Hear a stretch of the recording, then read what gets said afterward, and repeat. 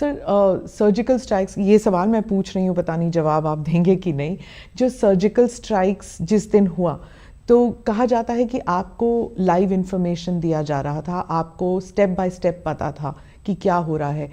उस वक्त आप क्या सोच रहे थे? क्योंकि ये संभव था कि सर्जिकल स्ट्राइक ऑपरेशन सक्सेसफुल ना हो, तब उसकी जिम्मेदारी भी आप पर होती कि एक बॉच्ड स्ट्राइक है। और ये भी हो सकता था कि लोग आपको एक वॉर मॉन्गरिंग लीडर के तौर पर समझे कि आपने पाकिस्तान पर आक्रमण किया, आप जंग छेड़ना चाहते हैं। उस वक्त आपके मन में, क्योंकि ये पहली बार था कि as a prime minister you were taking such a step, तो आपके मन में उस वक्त क्या था? देखिए, हेलो नमस्कार दोस्तों, कैसे हैं आप लोग? उम्मीद करता हूं आप सभी लोग अच्छे होंगे। आज का इंटरव्यू बहुत ही इंटरेस्टिंग होने वाला है। पाकिस्तान सर्जिकल स्ट्राइक पर प्रधानमंत्री नरेंद्र मोदी ने बताया पूरा सच, आइए जानते हैं। जब उरी की घटना घटी और जिस प्रकार से हमारे सेना के जवानों को मार दिया गया और जलाया गया, उस घटना ने मुझे बहुत बेचैन बना दिया था और मेरे भीतर एक आक्रोश था। मैं बेचैन हो गया था। मैं केरल गया था। मैंने केरल में एक पब्लिक मीटिंग में इसका जिक्र भी कर दिया, क्योंकि मैं अपने आप को रोक नहीं पा रहा था। लेकिन मैं एक लोकतांत्रिक व्यवस्था का प्रतिनिधि हूँ और मेरा व्यक्तिगत गुस्सा, मेरा व्यक्तिगत आक्रोश, मेरी व्यक्तिगत बेचैनी, इस पर व्यवस्था पर कभी प्रभाव नहीं होना चाहिए। मैं संतुलन समझता हूँ। लेकिन ऐसा हुआ क्यों, उसके लिए मैंने सेना के लोगों से लगातार चर्चाएं की। लेकिन मैंने अनुभव किया कि मुझसे तो सेना के अंदर आग ज़्यादा लगी हुई है।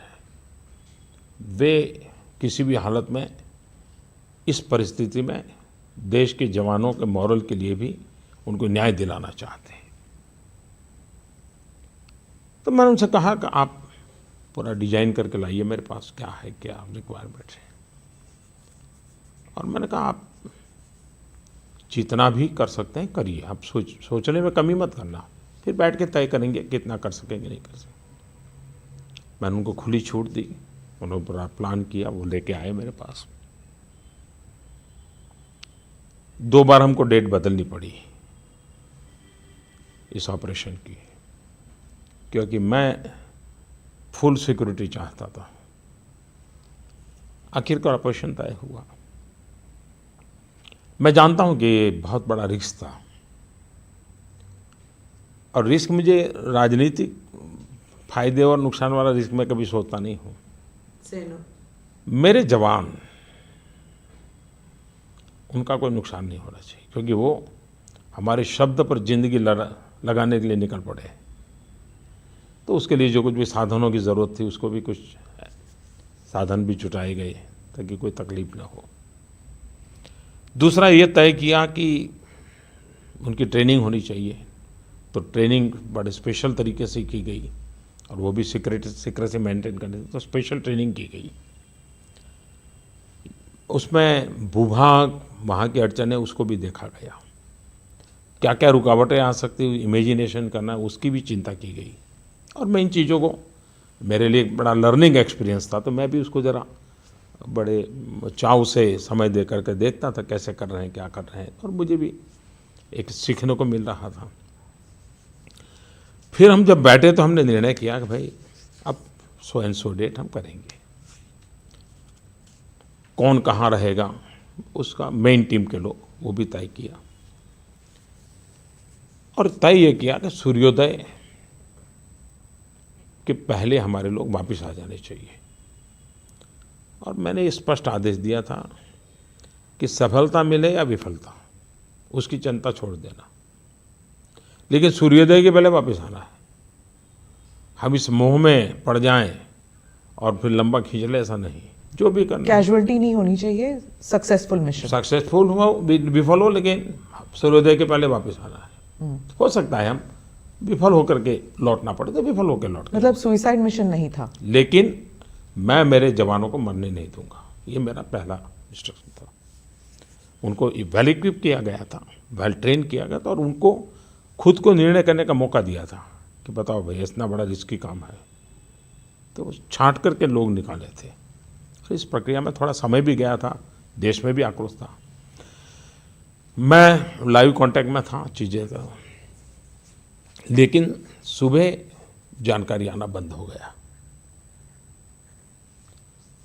सूर्योदय होते तक मैं फिर बेचैन होने लगा। मेरे मन में होता था कि क्या हुआ भाई, घंटे भर से कुछ खबर नहीं आ रही है। पढ़ना तो लगातार आ रही थी, निकले हैं, पहली टुकड़ी गई, दूसरी टुकड़ी गई, ऐसा है वगैरह, लेकिन सूर्योदय होने के बाद भी मुझे खबर नहीं आने लगी, तो मैं थोड़ा बेचैन होने लगा। अब मैं भी नहीं चाहता कि मैं अपनी तरफ से उधर कम्युनिकेट करूं, कहीं और तकलीफ हो जाए। तो काफ़ी यानी करीब करीब सूर्योदय के भी 1 घंटे के बाद वो समय मेरे लिए बहुत कठिन था, बहुत मुश्किल था, क्योंकि मैं जिंदा लौटने की खबर सुनने के लिए मैं बड़ा रहा था। वहाँ कितना नुकसान हुआ वो बात का विषय है, लेकिन मेरा जवान जिंदा लौटे मेरी पहली प्राथमिकता थी। फिर एक खबर आई करीब घंटे भर के बाद सूर्योदय कि अब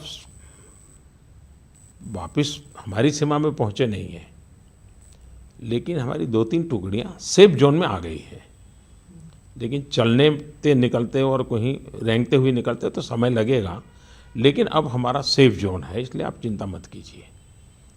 मैंने कहा फिर भी आखिरी व्यक्ति के पहुंचने तक मुझे खबर चाहिए, लेकिन वो हम करीब सूर्योदय के बाद 2 घंटे तक वापस आने का क्रम चला, और जब आखिरी व्यक्ति आ गया तो फिर हमने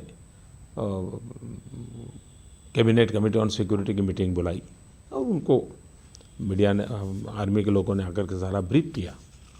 उसके बाद पाकिस्तान को बताना ये काम कैबिनेट कमेटी ने, सिक्योरिटी ने तय किया, और पहले पाकिस्तान को सूचना करो कि ऐसा ऐसा हुआ है, और उसके बाद मीडिया को बताना। तो पाकिस्तान के लोग टेलीफोन पे आते नहीं थे, मीडिया को 11 बजे बुला लिया था। मीडिया भी परेशान था कि भाई ये क्या बात है, बोलते नहीं कुछ। बात करीब 11:30 पौने 12 बजे हुई, तो 12 बजे फिर प्रेस को, सारा देश को बताया।